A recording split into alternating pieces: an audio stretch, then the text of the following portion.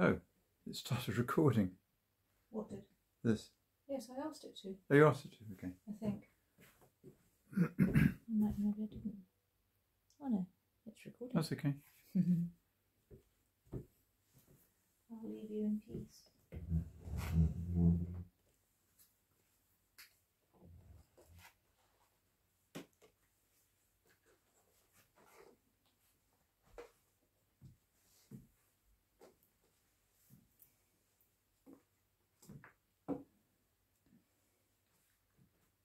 See you later then.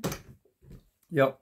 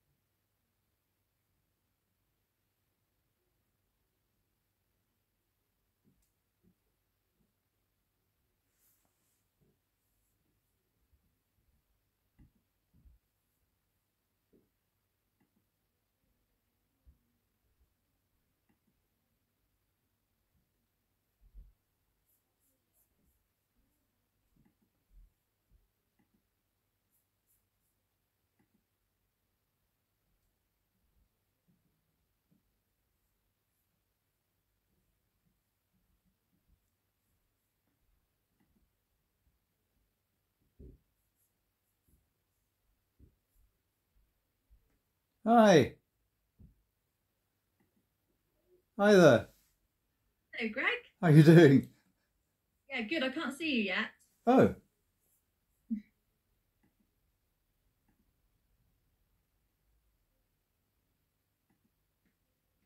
There you are. There I am.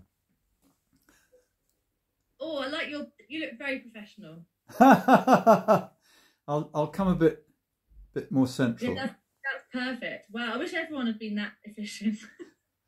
No, I've got. Some of these interviews, I've been like, do you mind just taking your towel off that top Oh shelf? God, no! I've got it. We decided to choose a wall, a straightforward wall behind us. So, I've got my phone on. Yeah. And I'm already recording. But of course, it's a bit of a side angle. Does that matter? That's perfect. That's what I want. Yeah. Oh, okay. I'll press record here then as well. Well, if you're ready, should we just go into it and chat at the end? Oh yeah. You're ready, aren't you? Yeah. All right. Recording in progress. So what we'll do, Greg, is if you could do. Hold on just a sec. Do I say got it? I got it, haven't I? Yeah. There we are. Yeah. Okay. Sorry. If you could do a clap so I can sync the two recordings up when I get to editing. Yeah. Absolutely. What now? Now? Yeah. Yeah. Okay, do one more for me. Perfect. All right. So thanks so much for joining this interview project, Greg. Great pleasure. As the first composer-conductor that I ever really got to know. You sent your Danse Macabre and also your list of orchestral works and chamber works and every other work. Yes. So there's lots for us to talk about. But let's start generally. How do you think of the relationship between composing and conducting as pertaining to your practice? I've found it fantastically useful because I've been conducting since I was a student, so that's going back to the 1960s, the last century, and I started conducting in about 1967, 68, around there, but I'd already been composing quite a lot, and I'd spent a year between school and university going to Vienna, and when I was in Vienna, I spent 5 months studying 12-note music with an old pupil of Schoenberg, and that sort of set me on my journey of contemporary music. I'd already been interested through a piece of Stockhausen when I was 15. I was played a piece of Stockhausen by my teacher, and it blew my head off. And I knew from then on that I would be working mostly with music of today, although I've done a lot of other things as well. I mean, I've done music going right back to the 12th century, so I've done a very wide range. But to answer your question, it's been extremely useful all the way on, because my careers have been in parallel, and each time I've done one thing, conducting, I've thought of the other thing, composing, and vice versa. So they've been very closely linked, and I've conducted, obviously, quite a number of my own pieces over the years, and so that's been very exciting and very useful. And I mean, I've basically been able to use both skills alongside each other. Great. What was the piece by Stockhausen? Can you remember? Yes, it's called Gesang der Jünglinge. Right, I'm going to look that up. I don't know that one. Oh, it's his first big tape piece. It was 1955 to 6, and it was basically songs of the youths. It was a computer. Well, no, it wasn't computer. Pre-computer. It was a tape, an analog tape, with electronic noises on it, and then a boy's voice that was put through lots of processes. It was doubled up, put in reverse, speeded up, slowed down. And it was a boy that he discovered with a beautiful voice in Cologne, and the texts were Book of Daniel, and it was a fantastic piece. But even though he recorded the boy's voice in Cologne, he put the piece together in Paris, because he was in Paris for about a year and a half, studying the voice actually, and this piece came out of that project. Yeah, he's very riveting man. I just recently watched that documentary about his aeroplane, his helicopter string quartet. Yes, as part of his opera Mittwoch.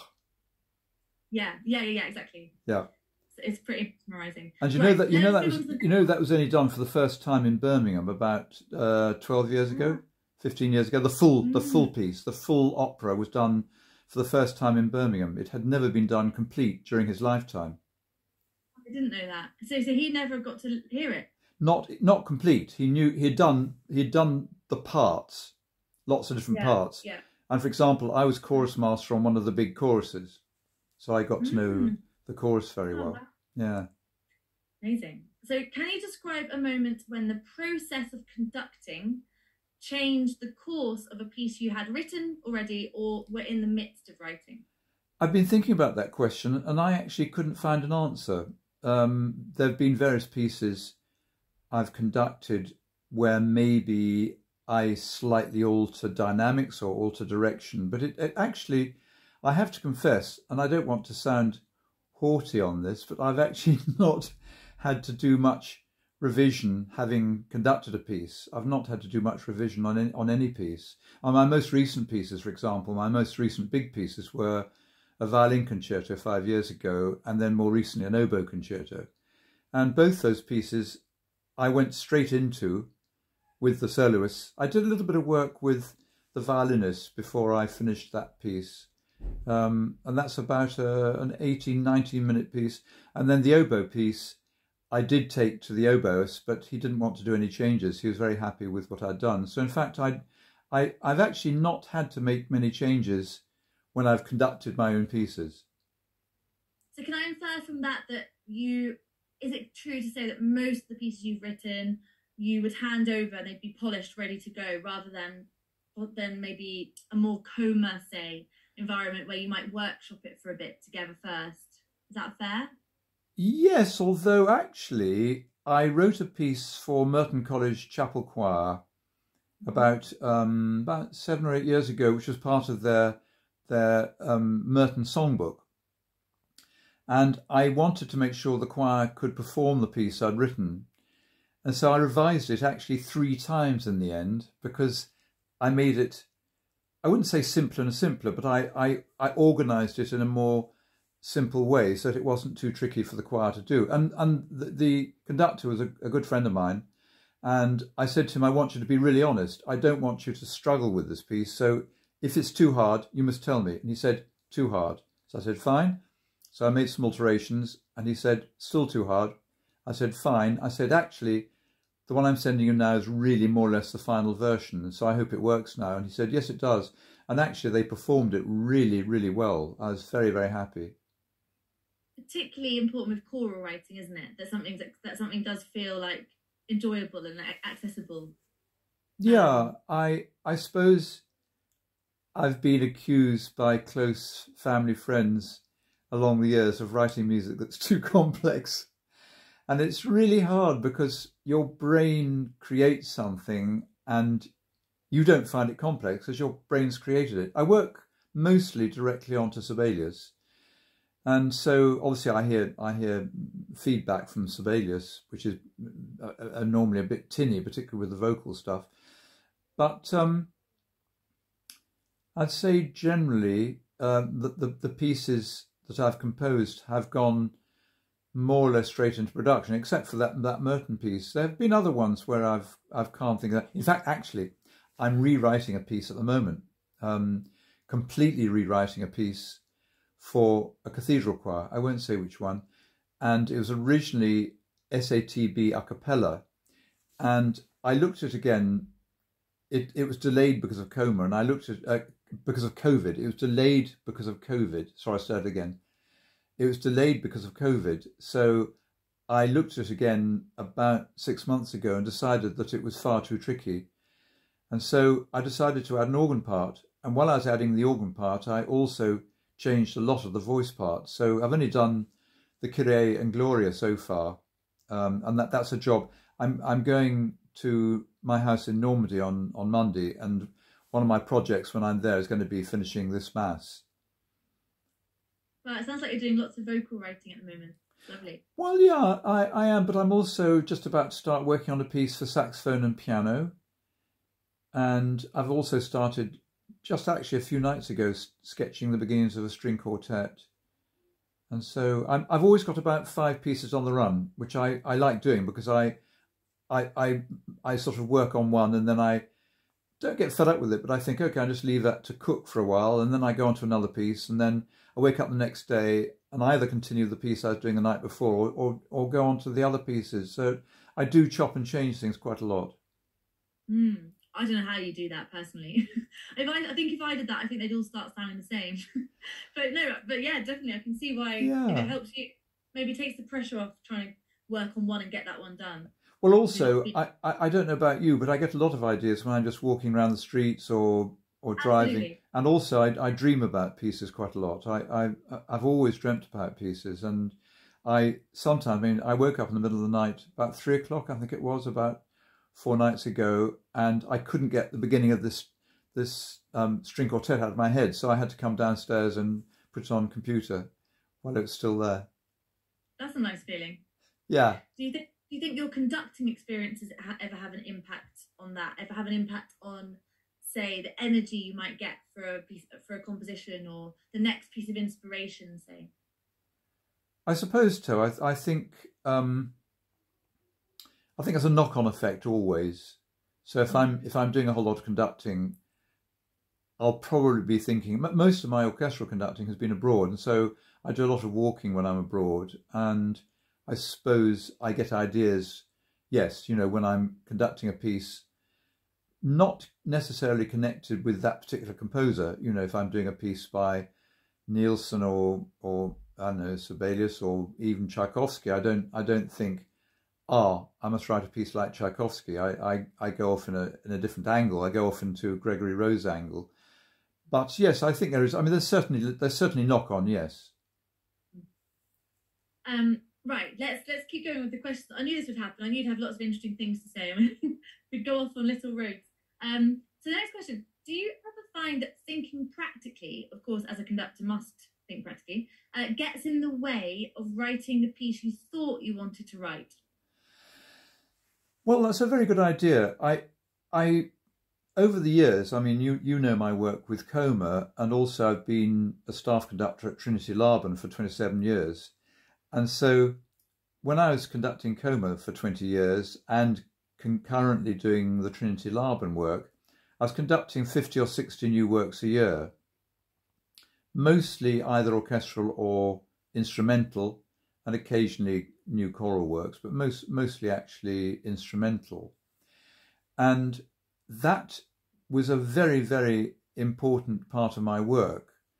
And very often I would be able to, particularly with the students, I'd be able to help them, particularly in the early sketch part of some of the projects I do with the students, I'd be able to help them by saying that's really not going to work, either because of the fact that they've got too much noise around the harp and so you couldn't hear the harp. That's a very common fault with students, because they don't really understand that the harp is not a very loud instrument. And so quite often, I mean, there was one a few weeks ago where they had brass playing, 5 brass instruments playing at the same time as harp. And I turned to the composer and I said, "Did you want to hear the harp?" "Oh, yes, please, Greg." I said, "Well, you won't hear a single note."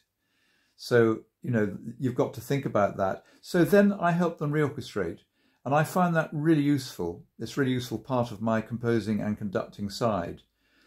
And then also, I very often find that composers will write a piece that has a certain impracticality in it, connected with tempo and time. For example, if you'd know this, that if they write a piece in, say, 1/4, and there are many, many bars in 1/4 at quite a big speed, and if you have the typical situation in Britain where there's very little time to rehearse, it's actually really hard for them, if there's 20 bars of 1/4, it's really hard for all the players to keep together, because the beat is just like that. There's no shape to it.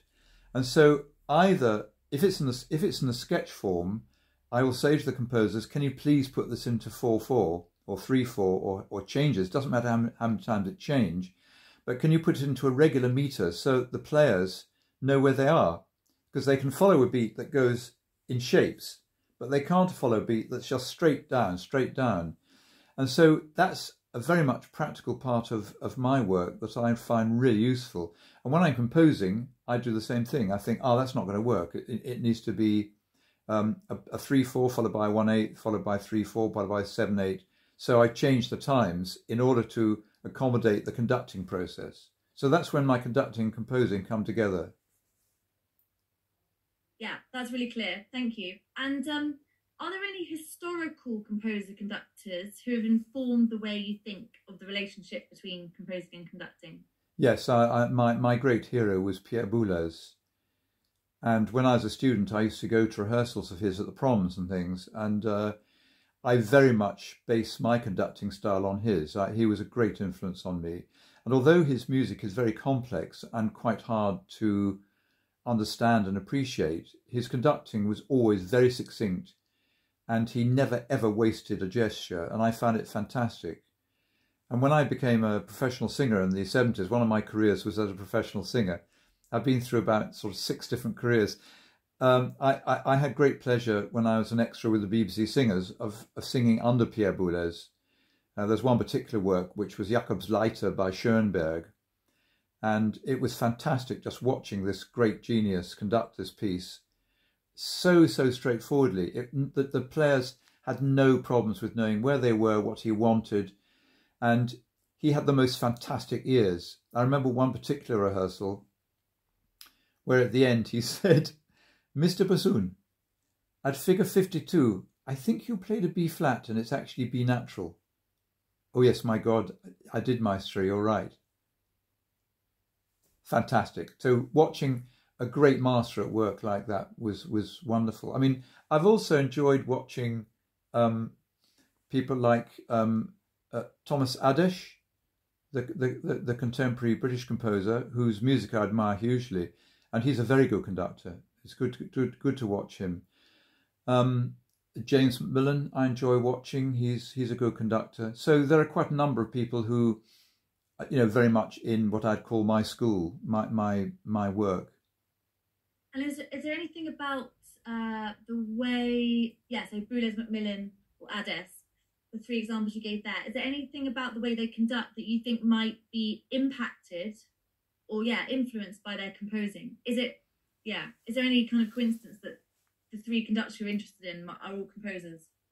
I don't know. That's an interesting thought. Pierre Boulez was very close to the Second Viennese School. He knew the Second Viennese School inside out. He also was a very successful post-war composer, post-Viennese school, of course, because although Schoenberg was still alive, the other two had died, Webern and Berg.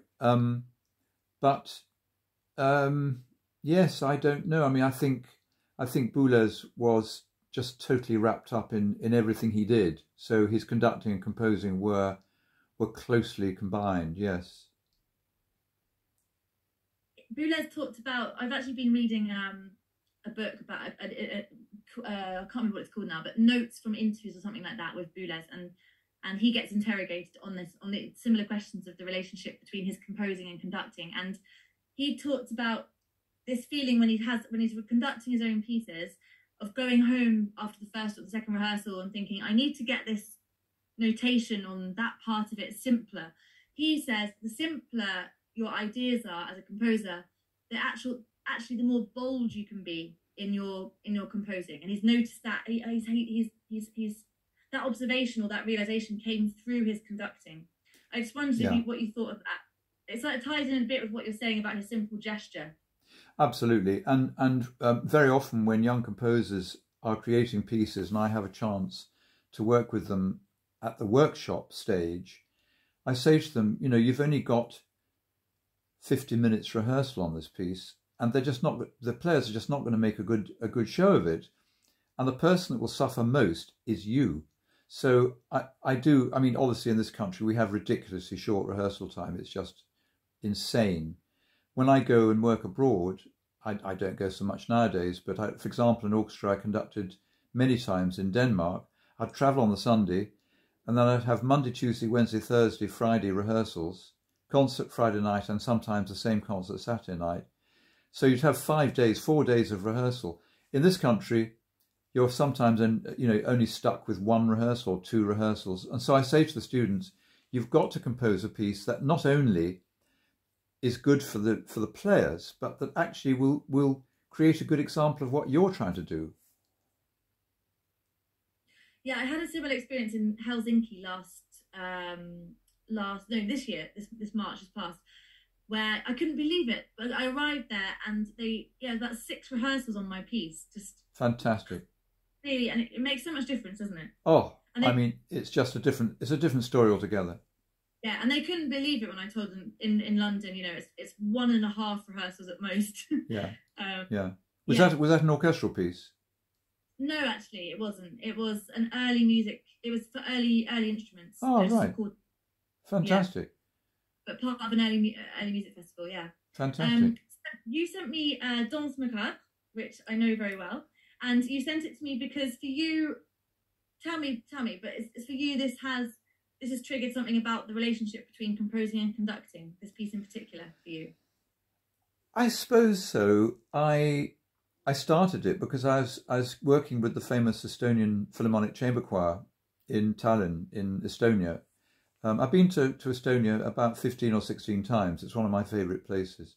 And I was working with this choir, and I'd already been there several times. This was 1907, and I began going to... 2007. I'm talking complete rubbish. This was in 2000 and actually this was in 2011, and I'd already been going to Estonia since 1995. So I knew Tallinn already by then well. And in the centre of the main square in Tallinn, there's just near the big square. There's a huge church which was very badly damaged during the war, and they decided to rebuild it, and it's one of their main exhibition centres and concert halls. It's called the St. Nicholas Church, the Niguliste, and in the corner of the church there's a little chapel, and in this chapel is the remaining third of one of these huge Danse Macabre pictures. This was by a German artist in the 1600s called Bernd Notke. And I hadn't noticed before. It was only when I was going to this church actually it was 2009, I keep on muddling up dates, I saw that there were words below each panel in medieval German. And I was conducting the Estonian Philharmonic Chamber Choir. We were actually doing music by Liszt and Janacek.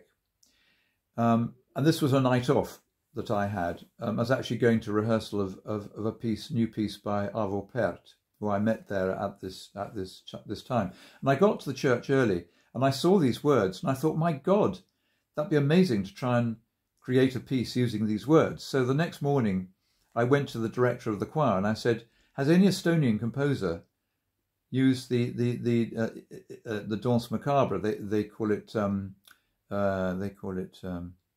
it doesn't matter. Anyway, I said, has any Estonian composer used the words of the Danse Macabre? And she said no. And I said, my God, it's been there for 400 years. I feel a piece coming on. And she said, right, we'll be the first people to do it. And so that was fantastic. So that was 2009. And then I had to find a way of, because those were all solo voices. It was Death talking to the Cardinal, and then Death talking to the Pope, and then Death talking to the Cardinal, and then the Bishop, and so on, and then the Emperor and the Empress, and so on, going through from the hierarchy, the most senior hierarchy, going down. And in complete Danse Macabres, it goes down to a baby in a pram. But this is only a third left, and so it ends with Death talking to the Bishop. And I then had to find a way of incorporating the choir, the famous Estonian Philharmonic Chamber Choir. So I added in the Requiem. And then I thought, I felt also that death dances coming on. So I added in some death dances. So it got bigger and bigger and bigger. So it started off by being really quite a small piece and ended up being 28 movements. And so that was when I was conducting the Estonian Philharmonic Chamber Choir that I started creating this piece. And so it was very, very closely associated with the choir. And it was a major piece for me. It really was very important for me. Yeah, and the fact that you're conducting so many different forces there as well. Did you ever think, just talking about dance, and this piece particularly, do you ever think of, or have you ever thought of conducting as dance? I have never actually conducted a ballet, a dance piece, although I've created a dance piece for the London Contemporary Dance Theatre in 1972, which was for children's voices. It was recorded. They wanted a piece for children's voices, but it was all pre-recorded. So, and in fact, they did one performance, and then the head of the London Contemporary Dance Theatre decided he didn't like it, so he cancelled it. So I never saw it because I wasn't able to make the first performance. So that's my only experience with live dance and my own music, and it was cancelled. But yeah, I actually walked past Sadler's Wells yesterday, and all the staff were lined up outside telling anyone who wanted to come in the show had been cancelled. It was quite sombre. Yeah. Quite sombre, standing there in line. But sorry, so what I meant was, when you're conducting or when you see other people conduct, do you ever think of conducting at all, or make links between conducting with dance in terms of the gestures, the movements? Do they have a relationship at all for you? To a certain degree. I taught conducting for a long time. I mean, as I taught conducting at Trinity Laban for 18 years, but I'd already been teaching conducting quite a long time before that. And I actually don't like conductors who do dance movement, who throw themselves around. I love conductors who are very succinct with their gestures and very contained, if you like. Although, of course, if you're conducting a Mahler symphony, you have to be much more gestural and so on.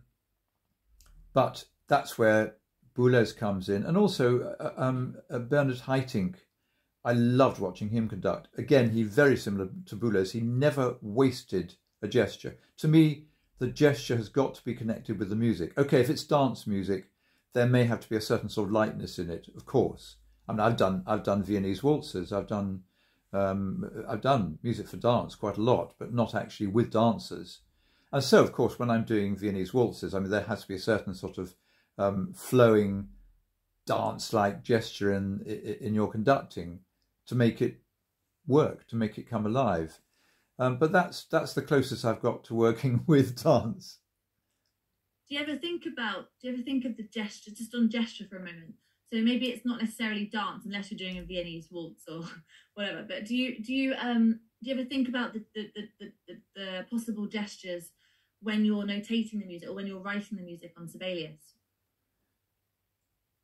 Not really, except when I was, for example, when I was writing the 7 Death Dances for Danse Macabre, I definitely had the thought of dance in my mind. In fact, I was hoping one day that it might be done with live dancers, because I dreamt the piece. Again, I dreamt the whole piece. I woke up at 3 o'clock one morning and I thought, my God, and it had a procession of all the soloists coming in and the choir, and then 5 naked dancers. And the dancers then, every time there was a Death dance, they would do extraordinary dance. And Death himself was also a naked dancer. And so I think really there were 5 female dancers and 1 male dancer. And that's what I dreamt. But I've never done it with dancers. I'm not sure if it'd be allowed anyway in a church or anything to have naked dancers. Well, they could wear bodysuits, of course. They could, and I had them in my mind. I had them all painted with their ribs, very very strong painting on their ribs and their faces with sort of skulls and things. That's what I dreamt. So in a way, when I got to compose, to answer your question, when I got to compose those Death dances, yes, I did have. Actually, you're right. I did have very dance structures there. So that is true. I hadn't thought of that. It's a very physical thing, isn't it, conducting? We're basically trying to show what's going on in the music through our body. Did you say that? Absolutely, yes. So I was just interested, as a composer, whether you're thinking ahead to that time when you might conduct the music or whether it comes back the other way. I was just triggered by what you said right at the beginning of this interview about how at lots of moments you felt lucky, I think you said, or that you'd really learned from the composing aids, the conducting aids, the composing, and it's a very cyclical process. So I just wondered. Yes, I'm not quite sure what to answer there. Yes, I mean when I'm composing, if it's a piece I'm going to conduct, I do very much think of, I wonder how this is going to work structurally, if this is going to be, good to conduct, and so I do think that it does definitely influence the way I think. And I say I make it as practical as possible, because obviously with short rehearsal time. And when I did the violin concerto, I actually, with both the violin concerto and the oboe concerto, I actually hired an extra rehearsal for the strings, so they could have a chance of learning it a bit better than just literally sight reading on the day. But again, I wanted to make sure that it was possible to do it, and it was. So I wrote pieces for both concertos. I wrote pieces that were definitely doable on 2 rehearsals. So just finally, Greg, I've just been looking through this huge list of works. It's unbelievable. It's just amazing, And what a thing! What an amazing document. Yeah, it's wonderful, and some amazing titles as well. Satie's Left Ear. Yes, I've been a huge fan of Eric Satie for a long, long time. Same. Oh, yeah, good. Absolutely. Oh, good. What a character. Wonderful. I've even been to his birthplace in France. Have you really? I've been there twice. Yes, it's Honfleur. The banlieue of France, because he did those long journeys, didn't he, from his workplace to his home? Yeah, it was a little seaside town called Honfleur. Beautiful, beautiful. Unfortunately, it's a bit touristic now, but it's a beautiful little town. But yes, I mean he was a genius. Yeah. Sorry. Anyway, you are asking a question. No, but it's interesting. So, well, just looking through, and just because I'm aware of the time as well. Just wanted to give you, because I know lots of my questions have been quite specific, and I wanted to give you a chance to say anything else really. And you could use any of your pieces to as colour or examples. But what really for you is the main thing you've learned from being a composer and a conductor, or the main thing it gives you, or the thing that makes you happy about being both, perhaps? I suppose, in a way, answering the question almost in the same way as I did early on in our interview, that it's worked in parallel. And I decided at the age of 12, God knows why, I decided I'd be a conductor. And my father was a very fine professional musician, and he said, well, I better send you to my teacher, Sir Adrian Bolt. And so he got in touch with Bolt, and Bolt said, send him to me. And so I met this fantastic, very distinguished conductor when I was 12 at the Wigmore Hall studios, and he took me for lunch. It was just Bolt and me going for lunch. And he said, I want to be very serious about this. If you want to be a conductor, it's quite a hard life. It's not a particularly hard life. It's a very wonderful life, but you have to really want to do it. Do you really want to do it? And I said, yes. He said, good. In which case, I will encourage you to start doing it as soon as you can. And so I started doing it at the age of, I think, 17, 18.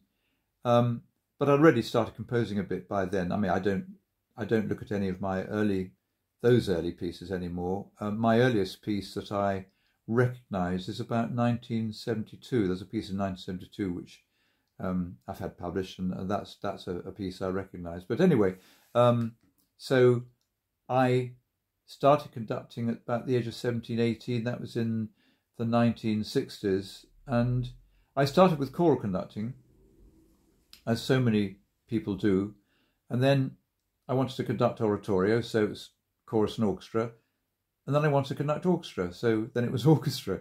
So I kind of progressed through that path, which so many conductors do, and it was a great way of learning on the job and learning with choirs. And by then I was a professional singer anyway, by the 1970s, and so I had that experience as well. And I started learning the violin from the age of 6, so, and the piano at the age of 7 or 8 or something. So I had both sides. I had the singing and the playing side from very early on.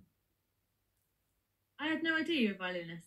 Yeah, I sadly gave it up at the age of about 27, 28. I couldn't do everything, and I didn't have enough time to practice it properly. And so I had a very nice violin. I'm still trying to sell it now. It's been on the market for about 4 years, but I've not had any joy with it yet. Anyway, there we are. Well, it's been a difficult 4 years, hasn't it, to sell something? Oh, hopefully. yeah, terrible. Yeah. Thank you so much, Greg. I'm going to stop recording there. Okay. There we go. Okay. One. Recording stopped. There we go. Okay. Thank you so much. Great pleasure. That was really great. Fantastic. Well, I hope you've got enough stuff there, and I'll send you the one from my phone, and you use it as freely as you like. So I hope it's all in sync, and I hope it's useful enough.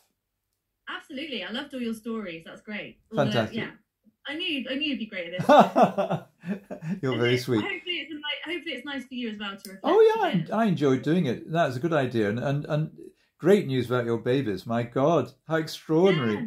Can I send you a picture? You did. Absolutely gorgeous. How old were they then? That was day one. That was my God. Well, they look very beautiful. Oh, they're 4.5 weeks old now. Fantastic. That's wonderful. It is pretty amazing, really. Yeah. It's pretty full on, isn't it? It's the most exhausting, but also the most wonderful thing that I've ever experienced. Well, I have a son, and he's 28 now, but it doesn't stop. Really? he's still Dad. Yes, Freddie. I know he's going to say, Dad, can you lend me 20 quid, please? It's always the same. But I'm meeting up with him on Thursday. We're going to have a drink together on Thursday, so right. I see him every so often. And then you're off to Normandy next week, did you say? Yeah, I'm going on Monday. We have a house in Oxford. I've had 5 addresses in Oxford, but my partner and I bought this one I'm in now, and we bought the Normandy one about 2.5 years ago, so we've had that for quite a long time. And Great. It's heaven there because it's been quite a hard summer. Sally's 3 boys have all been staying here this whole summer, and we've had no living room. I'm in the living room today because her middle son moved out of here about a week ago. We've had no living room for 2.5 months. Oh, he was living on the sofa, was he? Yeah, he's been using this room. It's a sofa bed, but right. Yeah. So it's been a hard summer, and I've done virtually no composing. I just haven't been able to. The place has been just too full of noise and people and things happening and so on. That's hard in the heat as well. But will you be able to compose in Normandy? Oh yeah.